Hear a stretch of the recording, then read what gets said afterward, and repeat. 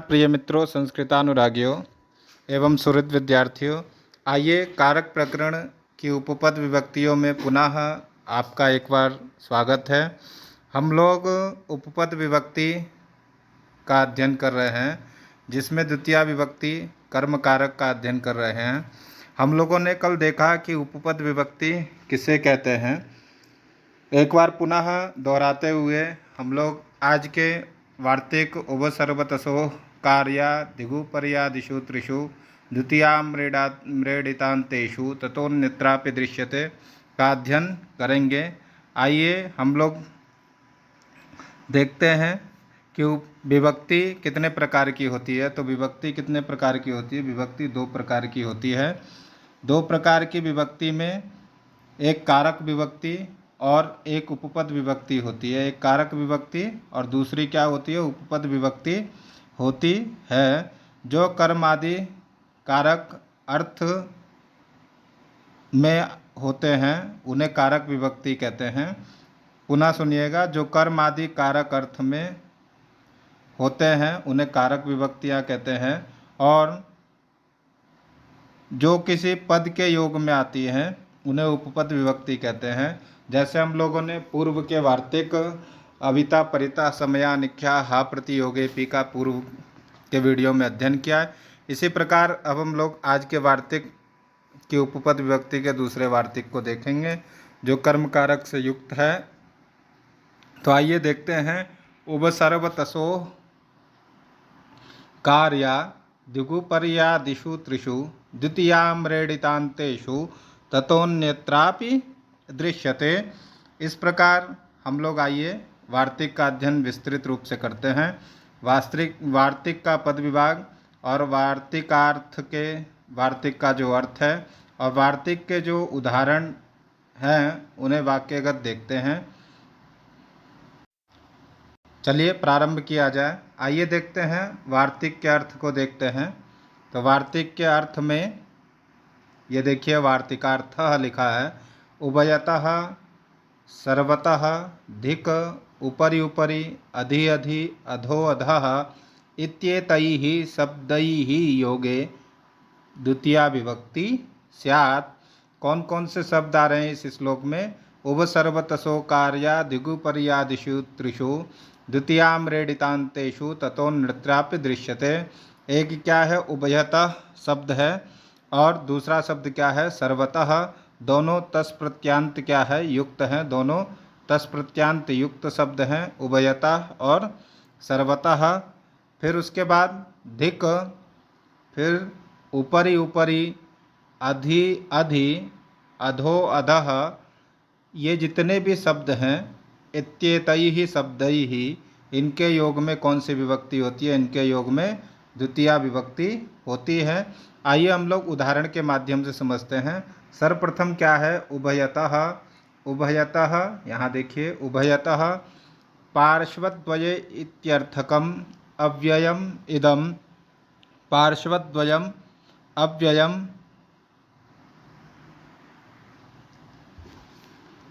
इदम, ये क्या है?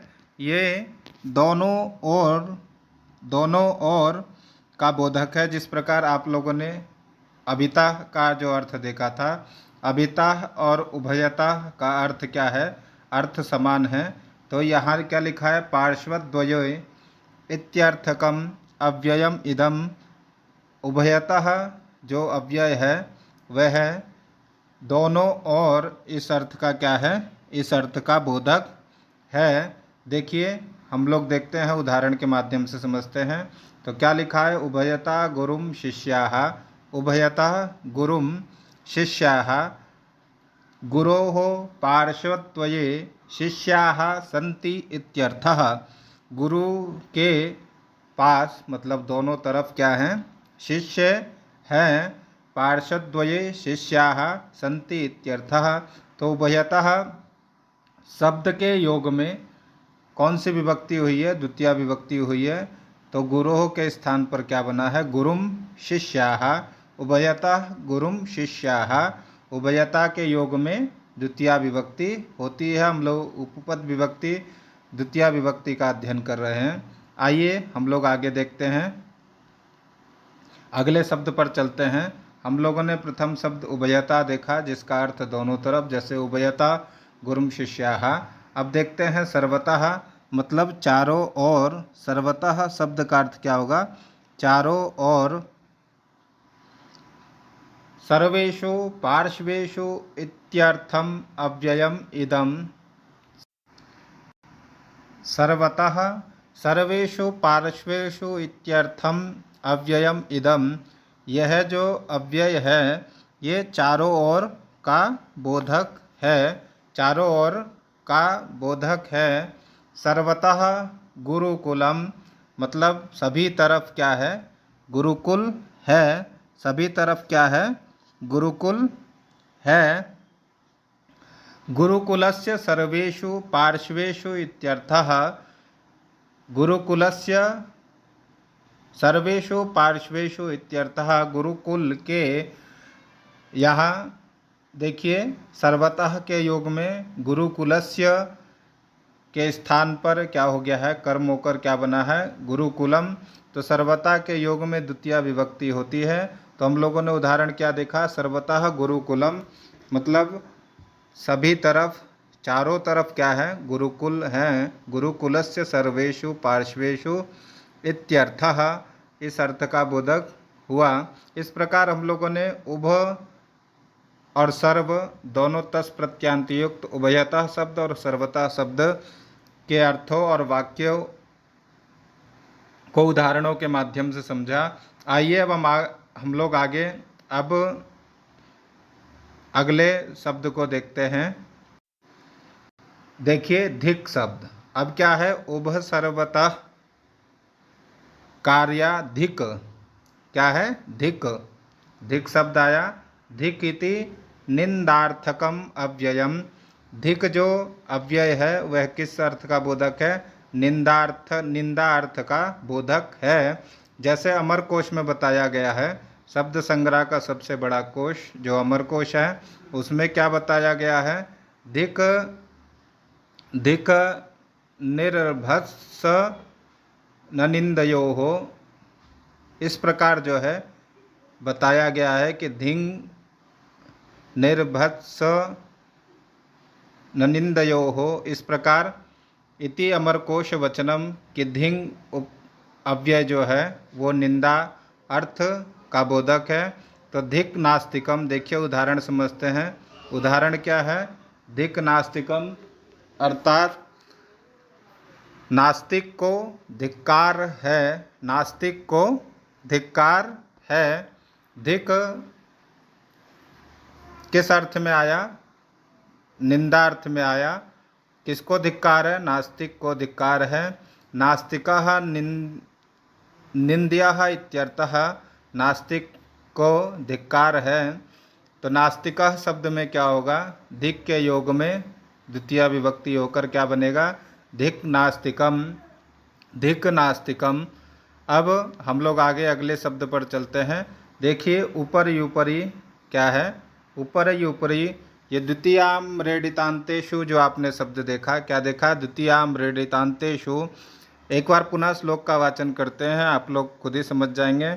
उभ सर्वतसो कार्या दिगुपर्यादिषु त्रिषु द्वितीयाम रेडितांतेषु। आम्रेडित शब्द का यहाँ अर्थ है कि किसी एक शब्द का पुनरुक्ति होना। यदि दो बार कथन कहा जाता है तो उसे क्या बोलते हैं? आम्रेडित बोलते हैं। जैसे ऊपर यूपरी, यहाँ क्या है?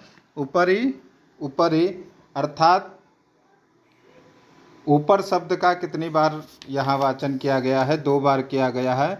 ऊपरी ऊपरी, इस ऊपरी यूपरी अर्थात ऊपर से ऊपर। देखिए वृक्षम ऊपर यूपरी विहगाः। क्या है? वृक्षम ऊपर यूपरी विहगाः। वृक्ष के ऊपर से ऊपर क्या है? विहग अर्थात पक्षी है। वृक्षस्य ऊपरी पक्षिणः इत्यर्थः। वृक्ष के ऊपर पक्षी हैं। यह इस अर्थ में क्या हुआ? वृक्षम ऊपर यूपरी जो आम्रेडित है, ऊपर यूपरी शब्द, उसके योग में वृक्षस्य के स्थान पर क्या हो गया? द्वितीय विभक्ति होकर क्या बना? वृक्षम बना। तो वृक्षम ऊपर यूपरी विहगाः, क्योंकि आम्रेडित है। आम्रेडित अर्थात किसी एक शब्द का दो बार उक्त होना क्या कहलाता है? आम्रेडित कहलाता है। इसीलिए क्या वाक्य बना हमारा? वृक्षम उपरि उपरि विहगाः, वृक्ष के ऊपर से ऊपर, ऊपर ही ऊपर क्या है? पक्षी हैं। इसी प्रकार देखिए दूसरा आम्रेडित शब्द देखते हैं, अधि अधि। अधि अधि क्या देखते हैं? अधि अधि हरि लोक के कहीं पास ही हैं। अध्यधि अध्यधि लोकम हरि ही, देखिए उदाहरण समझते हैं। अध्यधि लोकम हरि, हरि लोक के कहीं पास ही हैं। लोकस्य उपरि हरि ही इत्यर्थः। हरि लोक के, यहाँ आदि शब्द की दो बार उक्ति हुई है, इसीलिए आम्रेडित संज्ञा होकर क्या बनेगा? अध्यधि लोकम हरि ही, हरि लोक के कहीं पास है, यह इसका अर्थ होगा। लोकस्य ऊपरि ही हरि इत्यर्थ, अर्थात लोक से ऊपर क्या है? हरि है। इसी प्रकार देखिए अध्यधि के योग में लोकम जो शब्द है उसके स्थान पर द्वितीय विभक्ति हुई, तो क्या बना? अध्यधि लोकम हरि ही। इस प्रकार हम लोगों ने अध्यधि उभसर्वतसः कार्या द्विगुपर्यादिषु तिषु द्वितीयाम्रेडितांतेषु ततोन्यत्रापि दृश्यते। इस प्रकार हम लोगों ने सभी शब्दों को देखा और सभी शब्दों का वाक्यों के माध्यम से ज्ञान किया। आइए अब हम लोग आगे के क्रम में चलते हैं। देखिए अंतिम देखते हैं, हदो अधो अधः। अधः अधः ये इस प्रकार जो है आम्रेडित है। अधः अधः ये अंतिम उदाहरण है। उभसर्वतसो कार्या जो श्लोक है, धिक उपरि उपरि आदिषु त्रिषु जो तीन है, अध्यधि उपरि उपरि और अधो अधः, इन दो का उदाहरण हम लोगों ने पूर्व के वाक्यों में देखा। आइए हम लोग अधो अधः, जलम अधो अधः मत्स्याः, जलम अधो अधः मत्स्याः, अर्थात नीचे से नीचे। इसका अर्थ होगा जैसे अधो अधः, अधो अधो लोकम हरि ही, हरि पाताल लोक के, अधो अधो लोकम हरि ही, हरि पाताल लोक के नीचे हैं, अर्थात पृथ्वी से नीचे पाताल लोक में है, नीचे से नीचे। तो जलम अधो अधः मत्स्याः, जल के नीचे क्या है? मछलियाँ हैं। इस प्रकार जलस्य के स्थान पर अधो अधो जो आम्रेडित संज्ञा है उसके योग में जल में क्या हो गया? द्वितीय विभक्ति होकर क्या बना वाक्य हमारा? जलम अधो अधः मत्स्याः, जलम अधो अधः मत्स्याः। इस प्रकार हम लोगों ने उभसर्वतसो जो श्लोक है, जो वार्तिक है, उसका हम लोगों ने ज्ञान किया। उभयतः सर्व, सर्वतः शब्द, धिक् शब्द, उपरि उपरि शब्द, अधो अधः शब्द, अध्यधि शब्दों का हम लोगों ने योग में द्वितीय विभक्ति की और वाक्यों के माध्यम से ज्ञान किया। आइए हम लोग अग्रिम वार्तिक पर चलते हैं। जो अग्रिम वार्तिक है, उपपद विभक्ति में ही हमारा अग्रिम वार्तिक क्या है? अंतरांतरेण युक्ते। क्या है? अंतरांतरेण युक्ते। आइए हम लोग इसको भी समझेंगे। अंतरांतरेण युक्ते में कितने पद हैं और कितने, इसका अर्थ क्या है और इसके कार्य क्या हैं, उसको भी हम लोग समझेंगे। आइए हम लोग चलते हैं विषय वस्तु पर। देखिए पद विभाग करते हैं। क्या करते हैं? यहाँ पद विभाग करते हैं तो हमें कितने पदों की प्राप्ति होती है? कितने पदों की प्राप्ति होती है? अंतरा अंतरेण अव्ययम, यह एक अव्यय पद है, और युक्ते, इनके योग में द्वितीय विभक्ति होती है। अंतरांतरेण युक्ते यह एक पद है और यह क्या है? सप्तमी एक वचन से क्या है? युक्त है। अंतरांतरेण युक्ते यह कितने पद हैं? तो अंतरांतरेण युक्ते एक पदम इदम सूत्रम, एक पद से क्या है युक्त यह सूत्र है, वार्तिक है। अंतरा अंतरेण युक्ते, यह एक अंतरांतरेण युक्ते, यह क्या है एक सूत्र है जिसका पद विभाग क्या है अंतरांतरेण युक्ते, सप्तमी एक वचन का पद है। आइए इसके वृत्तीय अर्थ को देखते हैं। तो आभ्याम योगे द्वितीया स्यात्, आभ्याम योगे द्वितीया स्यात् अर्थात अंतरा और अंतरेण, आभ्याम अर्थात दोनों के योग में द्वितीया होती है, द्वितीया विभक्ति होती है। अंतरा का अर्थ क्या है और अंतरेण का अर्थ क्या है, इन दोनों को हम लोग समझेंगे। आइए इनके अर्थों से परिचित होते हैं। अंतरा अर्थात बीच में, अंतरा अर्थात क्या होगा, अंतरा शब्द का अर्थ क्या होगा बीच में अर्थात मध्य, और अंतरेण, अंतरेण का अर्थ क्या होगा बिना। इन दोनों के योग में द्वितीया विभक्ति होती है। जैसे अंतरा, उदाहरण देखते हैं। अंतरा त्वाम माम हरिः, अंतरा त्वाम माम हरिः, तेरे तुम्हारे और मेरे बीच में, त्वाम माम तुम्हारे और माम मेरे, मध्य में कौन है हरि है। अंतरा त्वाम माम हरिः, यहाँ अंतरा अंतरेण सूत्र के माध्यम से क्या है द्वितीया विभक्ति हुई है। तो क्या बना है त्वाम माम में कर्म होकर द्वितीया विभक्ति हुई है। तो अंतरा त्वाम माम हरि ही, तुम्हारे और मेरे बीच में क्या है हरि है, अंतरा के योग में द्वितीया विभक्ति होकर क्या बना अंतरा त्वाम माम हरि ही। आइए अब अंतरेण समझते हैं। अंतरेण बिना, अंतरेण हरिम न सुखम, अंतरेण हरिम न सुखम, हरि के बिना सुख नहीं है, हरि के बिना सुख नहीं है। तो अंतरेण के योग में क्या हो गया हरिम में द्वितीया विभक्ति होकर वाक्य क्या बना अंतरेण हरिम न सुखम। आइए अन्य उदाहरणों के माध्यम से समझते हैं। तो अन्य उदाहरण देखिए आपके सामने दिए गए होंगे। ये महर्षि सांदीपनि राष्ट्रीय वेद विद्या प्रतिष्ठान द्वारा बनाई गई बहुत ही सरल रूप से पाठ्य पुस्तक में पाठ्य सामग्री का संग्रह कर और शास्त्र परक परंपरागत जो भी शिक्षा छात्र विद्यार्थी लेते हैं उससे निहितार्थ और उससे युक्त ज्ञान का संग्रह किया गया है, जो संस्कृति और संस्कृत दोनों के संरक्षण की दृष्टि से बहुत ही उच्च कोटि का संग्रह है। भारत की जो संस्कृति है वह संस्कृत पर ही आधारित है और उसके लिए ऐसे पाठ्य सामग्री की आवश्यकता बहुत ही निहित है। आइए हम लोग देखते हैं, उदाहरण के माध्यम से समझते हैं। अंतरा अंतरेण युक्ते जो सूत्र है उसका ज्ञान करते हैं। तो अंतरा शब्द का अर्थ हम लोगों ने देखा बीच में।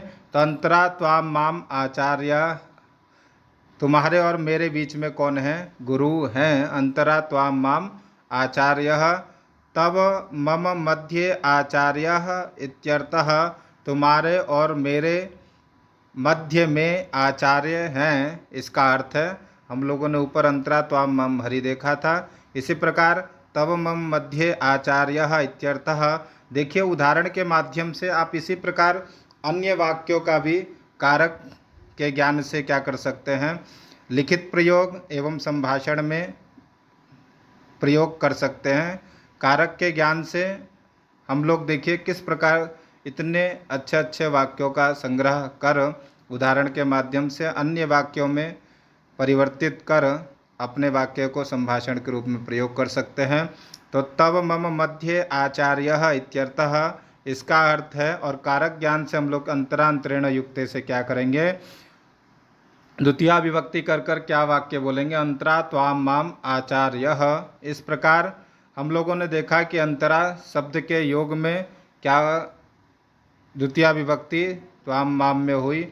अब आइए अंतरेण वेद ज्ञानार्थम न सुखम, अंतरेण अर्थात बिना। अंतरेण का अर्थ हम लोगों ने क्या देखा था बिना। वेदार्थ ज्ञानम न सुखम। वेद अर्थ के ज्ञान के बिना सुख नहीं है। वेद के अर्थ के ज्ञान के बिना सुख नहीं है। वेदार्थ ज्ञानम विहाय सुखम नास्ति इत्यर्थः। वेदार्थ ज्ञानम विहाय सुखम नास्ति इत्यर्थः। यहाँ सुख का तात्पर्य संतुष्टि से है और वेद के ज्ञान के बिना आप सुखी नहीं हैं, सुख नहीं है, आपको सुख नहीं है। इस प्रकार वेदार्थ ज्ञानम विहाय अंतरेण अर्थात बिना के योग में वेदार्थ ज्ञानम विहाय सुखम नास्ति इत्यर्थः। द्वितीया विभक्ति होकर क्या बना? वेदार्थ ज्ञानम न सुखम। अंतरेण के योग में द्वितीया विभक्ति होकर वाक्य क्या बना? अंतरेण वेदार्थ ज्ञानम न सुखम, जिसका अर्थ क्या है? वेदार्थ ज्ञानम विहाय सुखम नास्ति इत्यर्थः। वेद ज्ञान के बिना सुख नहीं है, यह इसका अर्थ होगा। इस प्रकार हम लोगों ने अंतरांतरेण युक्ते और एक वार्तिक उपसर्गतसो कार्य से जो भी उपपद विभक्ति परक जो शब्द थे उनका वाक्य के माध्यम से ज्ञान किया। इसी प्रकार आप लोग स्नेह बनाए रहें। अगले वीडियो में हम लोग पुनः अध्ययन की श्रृंखला से जुड़ेंगे। नमस्कार, फिर मिलेंगे।